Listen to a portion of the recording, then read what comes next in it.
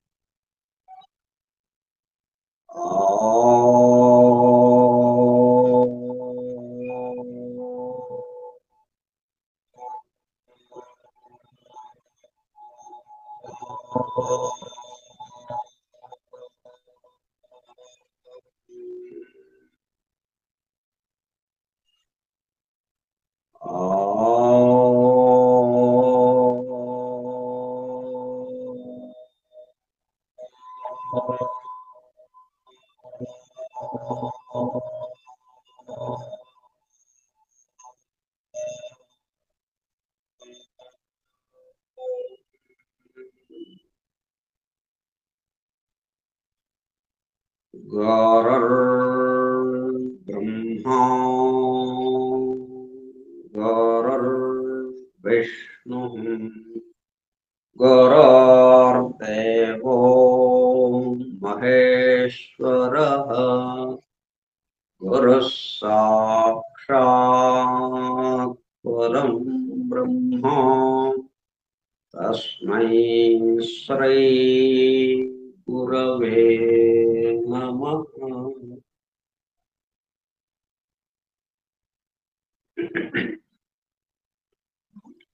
ॐ सहनावतु सहनौ भुनक्तु सह वीर्यं करवावहै तेजस्विनावधीतमस्तु मा विद्विषावहै। ओम शांति शांति शांति।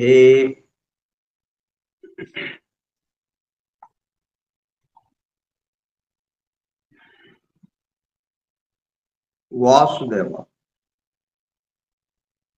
17-11-2025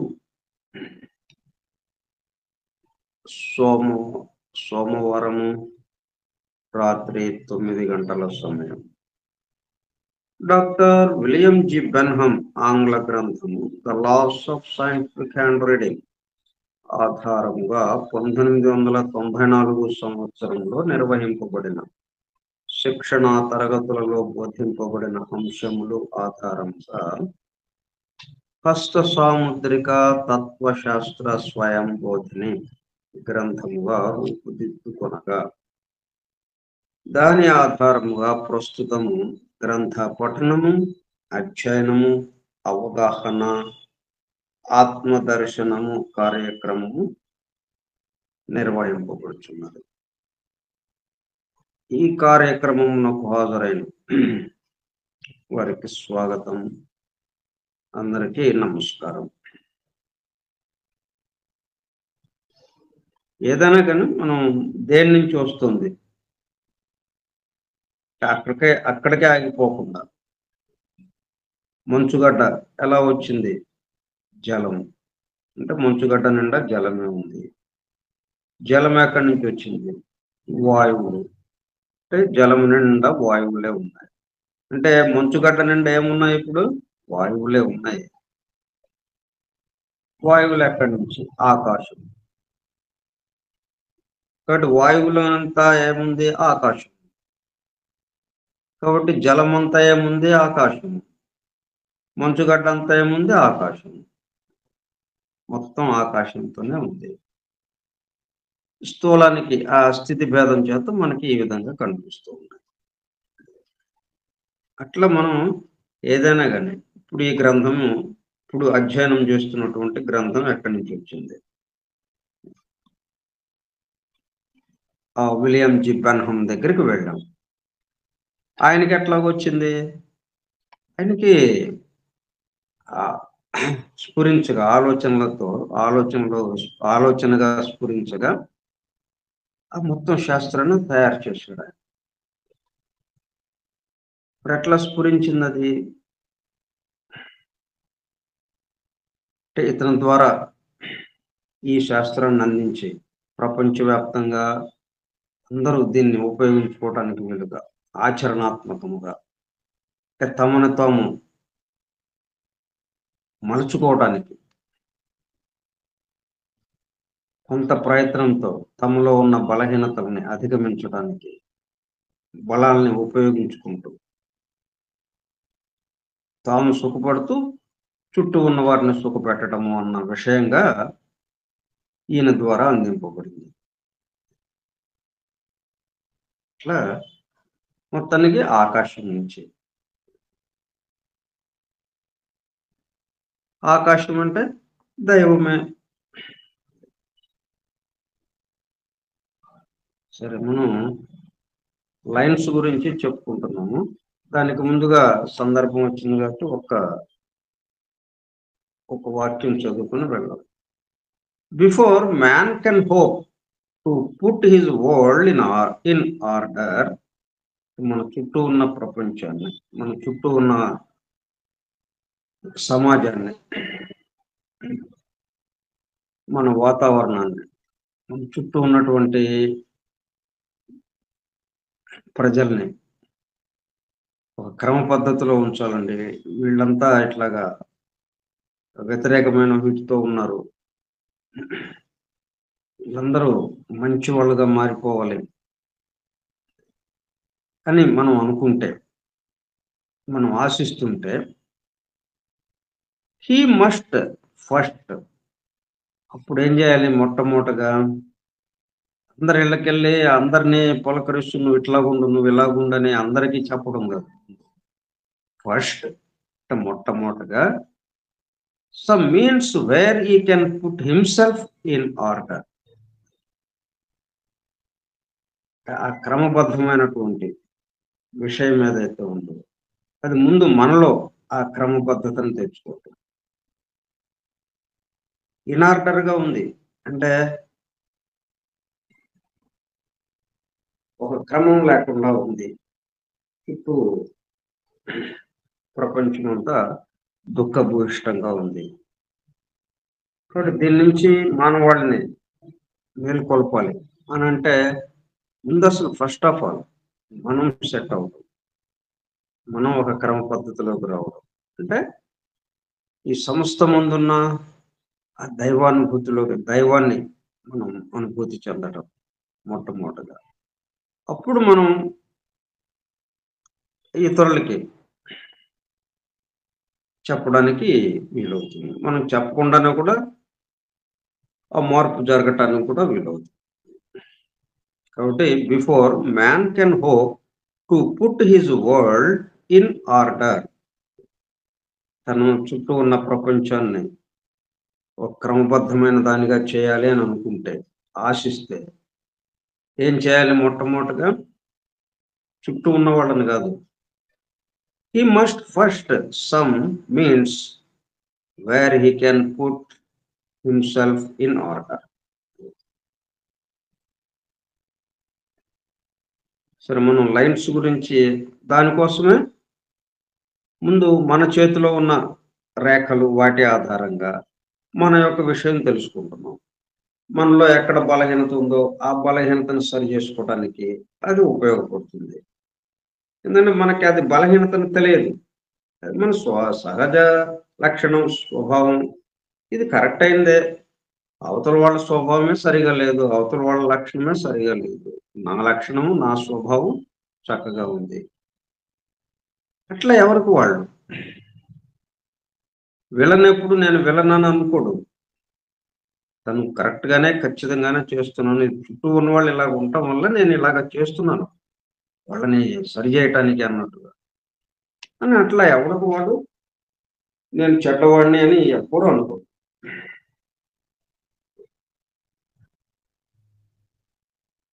కాబట్టి ఈ శాస్త్రం ద్వారా మనం మనలో ఉన్న బలహీనతలను మొట్టమొదటగా గమనికలోకి తెచ్చుకోవటం. బలహీనత ఇది అని తెలిసిందా, దాన్ని ఆ బలహీనత పర్లేదులే ఉంచుకుందాం, దగ్గర ఉంచుకుందాం అని ఎవ్వడు బలహీనతని దగ్గర ఉంచుకుందామని ఎవ్వడు ఎంత తెలివి తక్కువడు కూడా ఆ మాట పలకడు. బలాన్ని దగ్గర పెట్టుకుందామంటే ఓకే అంటారు కానీ ఎవరైనా కానీ బలహీనతను దగ్గర పెట్టుకోండి ఎవ్వరూ ఒప్పుకోరు అది. మరి ఆ బలహీనత అంతకు ముందు నుంచి ఉంది మరి. అంతకుముందు తెలియలే అది బలహీనత అన్న విషయం మనకు అర్థంలోకి రాలే, మన గమనికలోకి రాలేదు. అది బలమే అని అనుకుంటున్నాం ఇప్పుడు దాకా. అది బలం కాదు బలహీనత అని ఈ హస్త సాముద్రిక శాస్త్రం ద్వారా మనకు కొంత అవగాహన అయింది. వెంటనే ఏం చేస్తాం, ఆ బలహీనతని బలంగా మార్చుకోవడానికి ప్రయత్నం చేస్తాం. అట్లా ఇది ఉపయోగపడుతుంది మనకి. ఇప్పుడు minor lines. The girdle of Venus position ఎక్కడ? ఏదైనా కానీ ఒకటి ఇది ఎక్కడ ఉంటుంది?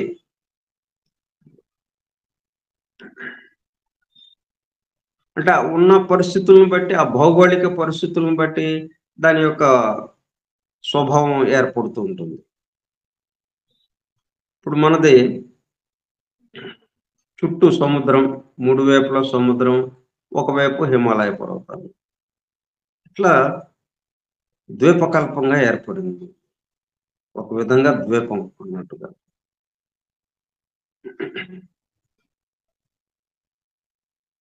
అందువల్ల ఏమైంది, ఇతరులది మన మీద వేసుకోకుండా మనం ఇతరులకి దారి చూపించే వాళ్ళంగా ఉన్నాం. ఆ భౌగోళిక పరిస్థితి అటువంటి స్వభావాన్ని కల్పిస్తుంది. అందువల్ల ప్రపంచానికి సనాతన ధర్మాన్ని అందిస్తూ సరే వాళ్ళు ఆ మార్గాన్ని అనుసరించేటట్టుగా చేస్తూ సనాతన ధర్మాన్ని అందిస్తూ ఉంది.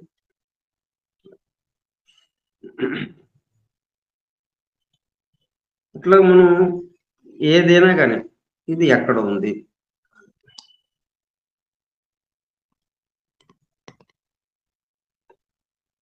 జూపిటర్ సాటర్న్ వ్రేళ్ల మధ్య నుండి ప్రారంభమై అపోలో మెర్కురీ వ్రేళ్ల మధ్య ఆగిపోతుంది.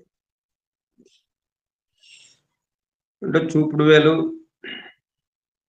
మధ్య వేలు ఆ రెండిటి వేళ్ల మధ్య నుంచి బయలుదేరుతుంది. ఒక హాఫ్ రౌండ్ లాగా కొంచెం దిగువకి వచ్చి అక్కడి నుంచి ఎక్కడ ఆగిపోతుంది, అపోలో మెర్కురీ అంటే ఉంగరపు వేలు చిటికిన వేలు మధ్యన అక్కడ వరకు వస్తుంది. ఒక హారం లాగా మనకి మెడలో వేసుకునే హారం ఎలాగా వస్తుందో అట్లాగా వస్తుంది అనమాట. ఒక హాఫ్ రౌండ్ లాగా, అర్ధవృత్తం లాగా. అది గర్డల్ ఆఫ్ వెనస్ అంటాం. సెమీ సర్కిల్ వలె కంఠహారం వలె ఉంటుంది. నెర్వస్నెస్ యొక్క తీవ్రతను తెలుపుతుంది. అంటే కంఠహారం బాగానే ఉంటుంది కదా, వేసుకుందాం మెడలో వేసుకుని తిరుగుదామంటే అయ్యేది కాదు అది. అది మెడలో వేసుకున్నామంటే మనం అలజడితో ఉంటాం ఇక.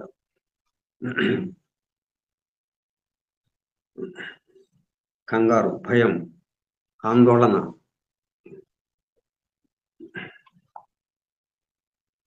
నెర్వస్నెస్ యొక్క తీవ్రతను తెలుపుతుంది. హిస్టీరియాకు అవకాశం ఎక్కువ ఉద్వేగం చెందటం ఉంటుంది. ఆవేశం, ఉద్వేగం. ఈ రేఖ ఉన్న చేతిలో ఎక్కువ రేఖలు ఉండడం గమనిస్తాం. మరి దానికి తగినట్టు ఎక్కువ రేఖలు ఏర్పడుతూ ఉంటాయి. ఛాన్స్ లైన్స్ అంటాం. ఎక్కువ రేఖలు ఉన్నాయంటే వాటి యొక్క ఆందోళన, అర్జెంటినం నైట్రికం లేకపోతే ఆర్సాల్ ఇట్లా ఈ డ్రగ్స్ లోకి వస్తాడు. ఎలక్ట్రిక్ కరెంటు ప్రవాహంను గుర్తుకు తెచ్చుకోవాలి. ఎలాగ ప్రవహిస్తుంది ఇక్కడ, నార్మల్ ప్రవాహమునకు నిరోధంగా ఉండడంతో ఓవర్ఫ్లో అయి మిగతా చోట్ల రేఖలు ఏర్పడడం జరుగుతుంది. ఎక్కువ రేఖలు ఎట్లాగో వస్తున్నాయి, ప్రధానమైన రేఖలు, కొన్ని ఉప ప్రధానమైన రేఖలు, అలాగే ఒక 6-7 వరకు అక్కడ ఉన్నాయి రేఖలు. అయితే ఇంకా చాలా రేఖలు ఉన్నాయి. ఎట్లాగా వస్తున్నాయంటే ఓవర్‌ఫ్లో అయ్యి నార్మల్‌గా ప్రవహించేదానికి ఓవర్‌ఫ్లో అవ్వటంతో అంటే అది ఆ రేఖలు కూడా లోతుగా లేకపోవటం వల్ల కూడా మనం కాలువలో నీళ్ళెళ్ళిపోవాలంటే లోతుగా ఉండాలి కాలువ. నదైనా, కాలువైనా లోతుగా ఉంటే నదీ గర్భం లోతుగా ఉంటే ఎక్కువ నీళ్ళొచ్చినా గాని అలా ఎళ్ళిపోతూ ఉంటుంది. ఒడ్డు మీదకి ప్రవాహం రాకుండా. ఇక్కడ లైన్‌లు లోతుగా లేకపోవటంతో, ఆ వచ్చిన కరెంటు ప్రవాహం కొంతవరకే ఆ లైన్ ద్వారా వెళుతూ, మిగతాదంతా చోటు లేక చుట్టూ పరుచుకున్నమాట అయిపోతుంది. దాంతో చుట్టూ అక్కడక్కడ లైన్‌లు ఏర్పడుతూ ఉంటాయి. ఓవర్‌ఫ్లో అయి మిగతా చోట్ల రేఖలు ఏర్పడడం జరుగుతున్నది. ప్రతి చిన్నదానికి బాధపడడం, తనను ఆదరముగా చూడడం లేదనే బాధ, దిగులు పెరుగుతూ క్రమేపీ హిస్టీరియాలోకి దించుతుంది. తననందరూ నిర్లక్ష్యం చేస్తున్నారు. తననెవరు గుర్తించటం లేదు. ఇట్లాగా తన గురించిన ఆలోచన బాగా పెరిగిపోతుంది. ఇన్ఫీరియారిటీ కాంప్లెక్స్ అనేది అంటాం దాన్ని. అతను ఏ అమౌంట్‌కి చెంది ఉన్నాడు? కోర్స్ లేక రిఫైన్డ్ నేచర్‌ను కలిగి ఉన్నాడా? ఇంకా మిగతా అన్ని విషయములు జత చేస్తూ పరిశీలిస్తే గాని పూర్తి వివరములు తెలియదు. ఎట్లాగైతే మనం జనరల్స్, మెంటల్స్, మోడాలిటీస్ అనే వీటన్నిటిని కలుపుకొని అప్పుడు డ్రగ్‌ని సెలెక్ట్ చేయాలని ఎలాగ చెప్పుకుంటున్నామో, అట్లాగే ఇక్కడ కూడా మిగతా చేతి ఆకారానికి సంబంధించి, తర్వాత మౌంట్ యొక్క అతని యొక్క స్వభావం, మౌంట్ ద్వారా అతని యొక్క స్వభావం తెలుసుకుంటూ, ఈ లైన్స్ ఎలాగా వెళుతూ ఉన్నాయి. ఈ మూడిటిని జత చేసి పరిశీలిస్తే గాని అప్పుడు పూర్తి వివరాలు మనకు తెలుస్తాయి.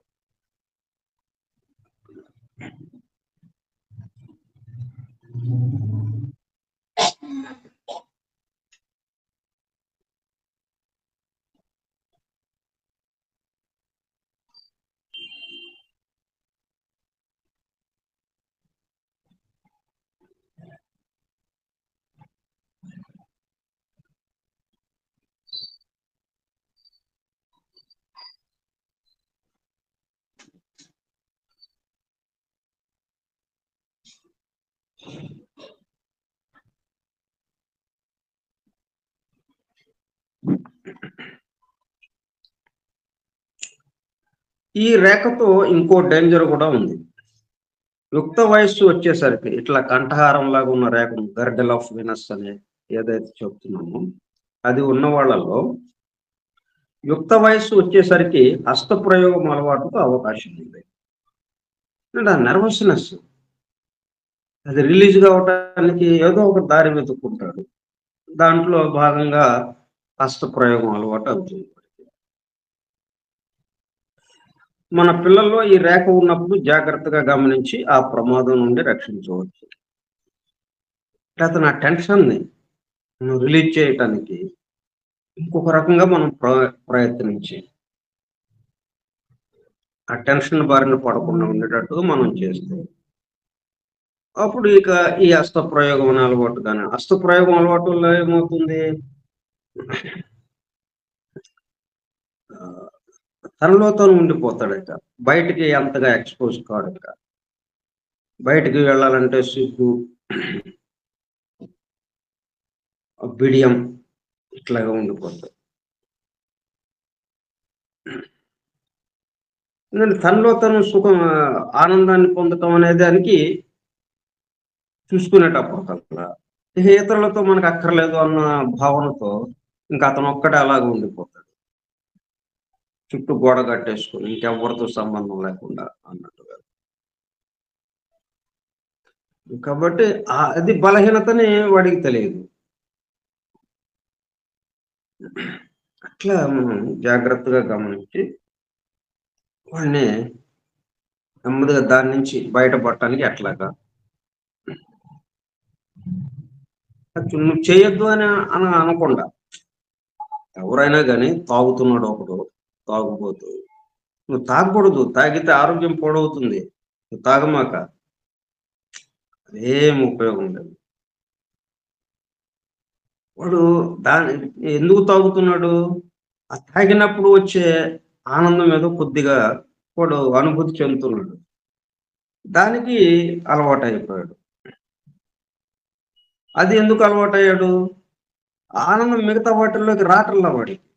భౌతికంగా అన్ని బాధలు, కష్టాలు, ఏదో రకంగా ఇతరుల యొక్క నిరాదరణ ఇటువంటివే ఉంటాయి వాడికి. దాని నుంచి బయటపడటానికి తను ఆనందం పొందడానికి ఎట్లాగంటే ఇది వాస్తవప్రయోగం లాగానే అది కూడా తాగుడు కూడా డైవర్షన్. మళ్లించడం అన్నమాట దాన్ని. ఆ బాధని, ఆ నిరాశని, ఆ టెన్షన్‌ని ఇట్లా ఇటువంటి ఏవేవైతే ఉన్నాయో వాటిని దారి మళ్లించడం కోసం ఇటువంటి అలవాట్లు ఏర్పడుతూ ఉంటాయి. కాబట్టి వాడికి ఆత్మవిశ్వాసం కలిగేటట్టు చేయటమే మనం. నీకు చాలా విషయాలు తెలుసు. ఏంటనుకున్నావు నువ్వు?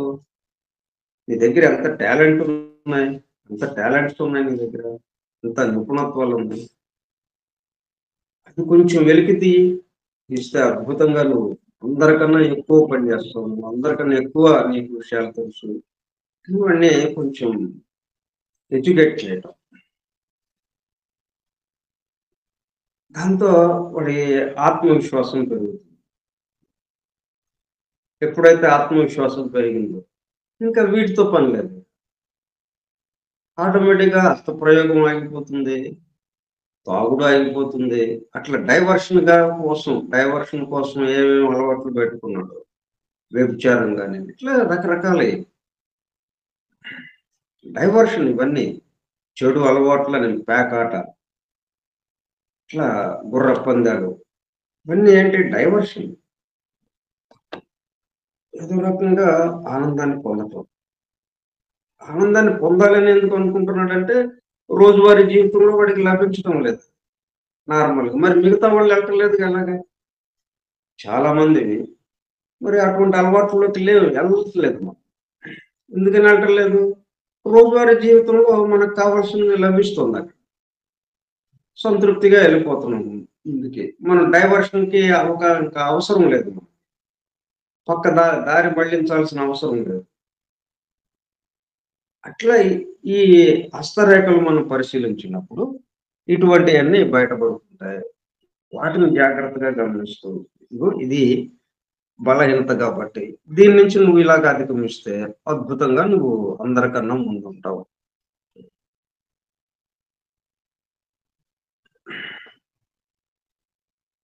2 line of Mars.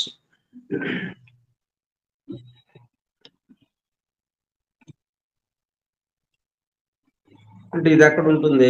Sister life లైన్‌గా పిలవచ్చు. ఇలా ప్రధానమైన రేఖల్లో లైఫ్ లైన్ చెప్పుకున్నాం కదా! ఆ లైఫ్ లైన్‌కి పక్కన ఉంటుందిది. అంటే లోపలగా. అది గూడా లైఫ్ లైన్ లాగానే అర్ధవృత్తంలాగా ఉంటుంది. లైఫ్ లైన్ చూపించే ఆరోగ్యము, శారీరక దారుఢ్యమును ఇంకా పెంచుతుంది. అంటే డబుల్ లైన్ ఉన్నట్టనమాట. ఇప్పుడు 2 పట్టాలుంటే గాని రైలు ఎళ్ళదు గదా! అట్లాగా ఇది లైఫ్ లైను, ఈ sister life line, line of Mars. ఈ 2 ఉండేటప్పటికల్లా ఇంకా ప్రయాణం వేగవంతమవుతుంది.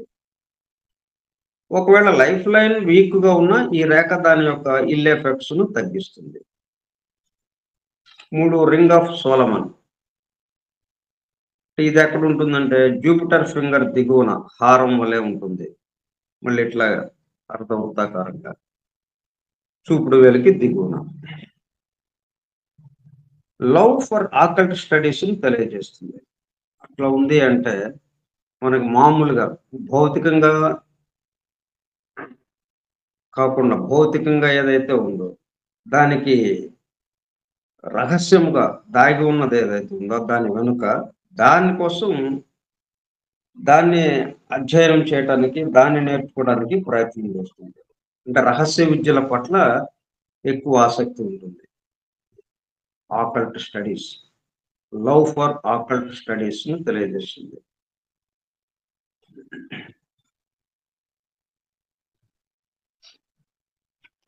అట్లా అటువంటి లైన్ ఉంటేనే మనం ఇటువంటి శాస్త్రాల్లోకి రాగలుగుతాం. జ్యోతిష్యం గాని,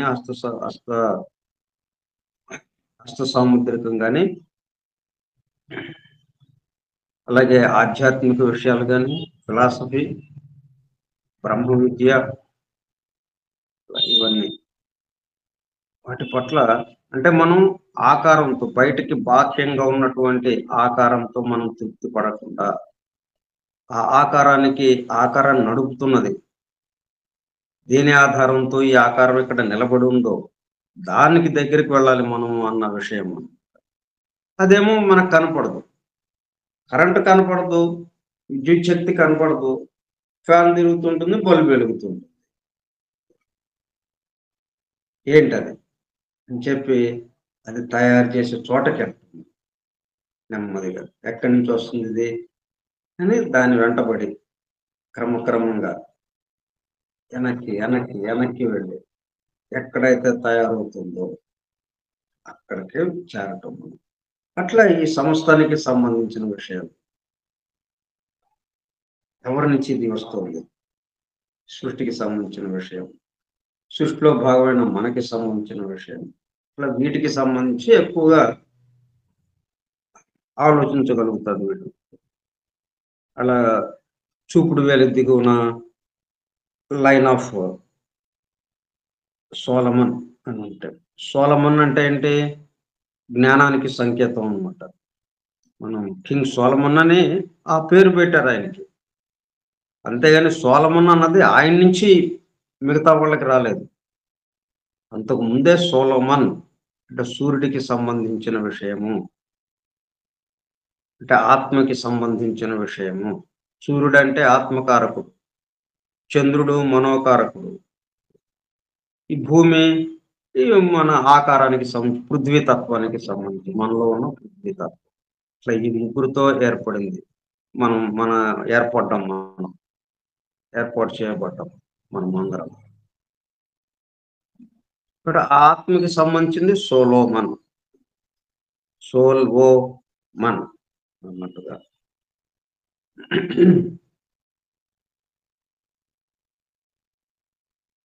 కాబట్టి హారం వల్లే ఉంటుంది. లవ్ ఫర్ ఆకల్ట్ స్టడీస్ ని తెలియజేస్తుంది. దానిలో నిపుణత అనేది మిగతా లైన్స్ ను జత చేసి పరిశీలిస్తే తెలుస్తుంది. ఇవన్నీ ఏంటి? మట్టిలో బంగారం లాగా అలా ఉన్నాయి. దాన్ని ఉపయోగించాలంటే ఉన్నదన్నట్టు మట్టిలో ఉన్న దాన్ని తెచ్చి మెడలో వేసుకోం కదా. దాన్ని ప్రాసెస్ చేసి శుద్ధి చేసి నగగా తయారు చేసుకుని అప్పుడు కదా మనం మెడలో వేసుకుంటాము. అట్లాగా సానపట్టాలి. ఇది ఉన్నాయి, ఇదిగో నీకు ఈ టాలెంట్ ఉంది, నీకు దీన్ని కొద్దిగా ప్రయత్నంతో సానం పెడితే దీంట్లో అత్యద్భుతమైన నిపుణత్వం నీకు వస్తుంది. నువ్వు 10 మందికి ఉపయోగపడుతుంది.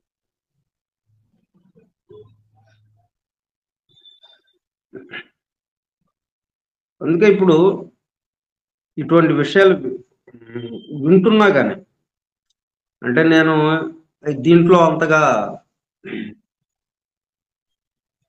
ఇప్పుడు వైద్య శాస్త్రానికి సంబంధించింది, అట్లాగే ఈ హస్త సముద్రానికి సంబంధించింది, జ్యోతిషానికి సంబంధించింది, ఇట్లా అకల్ట్ స్టడీస్ కి సంబంధించిన ఆత్మ విద్యకి, బ్రహ్మ విద్యకి సంబంధించింది.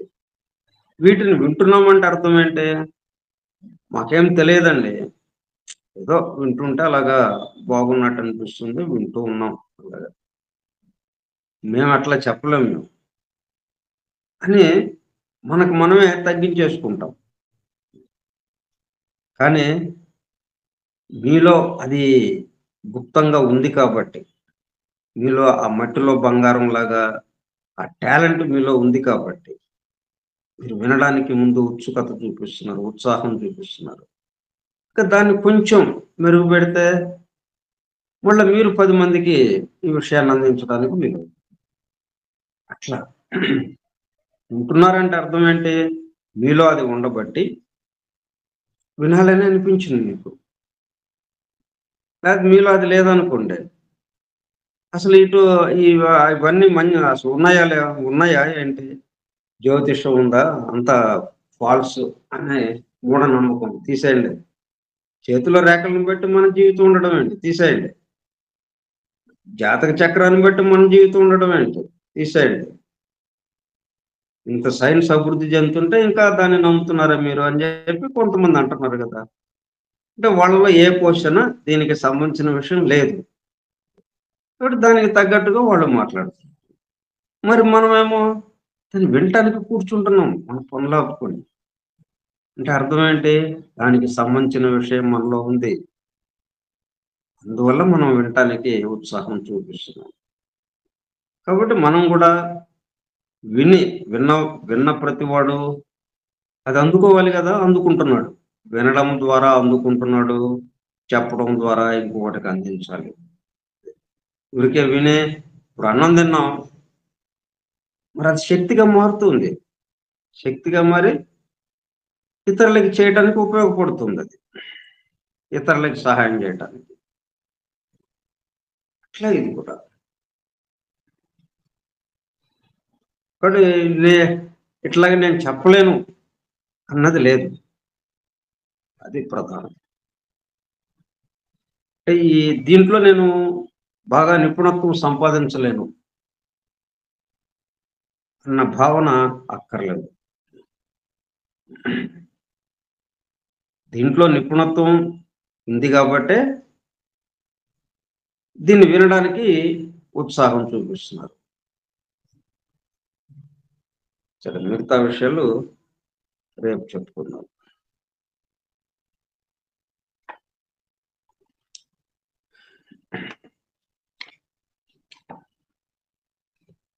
ఇప్పుడు ఇట్లాగా చెప్పుకుంటున్న విషయాలు ఏవైతే ఉన్నాయో ఇవన్నీ సూత్రాల్లాగా తీసుకొని మనం నిత్య జీవితంలో అన్నిటికీ దీన్ని ఉపయోగించుకోవచ్చు. ఏ పనికైనా గాని. ఆ నేర్చుకునే విధానము, దాన్ని ఆచరణలో ఇతరులకి ఉపయోగపెట్టే విధానం. తద్వారా మనం ఆనందానుభూతిని పొందుతాం, దైవానుభూతిని పొందటం, ఏకత్వానుభూతిని. అట్లా ప్రతి సన్నివేశం ద్వారా ఏవో కొన్నిటి ద్వారానే మనకి ఆ దైవానుభూతి వస్తుందండి. మిగతాయన్నీ ఏం రావు. ఇది లేదు సృష్టిలో. ఎందుకంటే సృష్టి నిండా ఉన్నది దైవమే. ఆ బ్రహ్మే. మొత్తం. అందుకని గడ్డిపోచను పట్టుకున్నా మనకి ఆ బ్రహ్మానుభూతి వచ్చేస్తుంది. దాని నిండా ఉంది ఎవరు? బయటకేమో బాహ్యంగా మనకి గడ్డిపోచ కనిపిస్తోంది. కానీ అది రూపం. మరి ఆ రూపానికి ఆధారం జీవం, లైఫ్, చైతన్యం అక్కడే ఉంది. అట్లా తీసుకోవాలన్నమాట. ఓకే. ఓం సహనావతు సహనౌ భునక్తు సహ వీర్యం కరవావహై తేజస్వినావధీతమస్తు మా విద్విషావహై. ఓం శాంతి శాంతి శాంతి.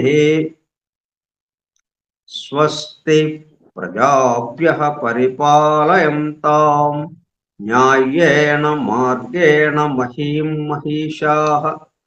గోబ్రాహ్మణేభ్యः శుభమస్తు నిత్యం. లోకాః సమస్తాః సుఖినో భవంతు. లోకాః సమస్తాః సుఖినో భవంతు. లోకాః సమస్తాః సుఖినో భవంతు. ఓం శాంతి శాంతి శాంతి. తర్వాత ఇది మనలో భాగమై ఉంది. మరి హస్త సాముద్రికం మన కళ్ళకెదురుగా మనతో పాటు ఉంది ఇది. కాబట్టి ఇది అందరికీ ఉపయోగపడే అంశం. మన ఎదురుగా ఉన్న దాన్ని వదిలేసి మరి ఇంకో చోట నా గురించి ఏంటంటే నేను అభివృద్ధిలోకి రావాలి, ఏం చేయాలండి అని అటు తిరగటం, ఇటు తిరగటం, రకరకాల నేర్చుకోవడం సాధనలు అవి. కానీ మన కంటికి ఎదురు మనం ఎట్ట ఎదుట దాన్ని పట్టుకునే తిరుగుతున్నాం మనం. ఆ హస్తంతోనే అన్ని పనులు చేస్తున్నాం. మన ఎదురుగానే ఉన్నాయి రేఖలతో, ఆ చేయి ఆకారంతో, మౌంట్ గ్రహ శిఖర స్థానాలతో, లైన్స్‌తో మన ఎదురుగా మన గురించి చక్కగా వివరించడానికి సిద్ధంగా ఉండేది. దాని వెనక చూస్తే. మళ్ళీ ఇది అందరికీ ఉపయోగపడేది.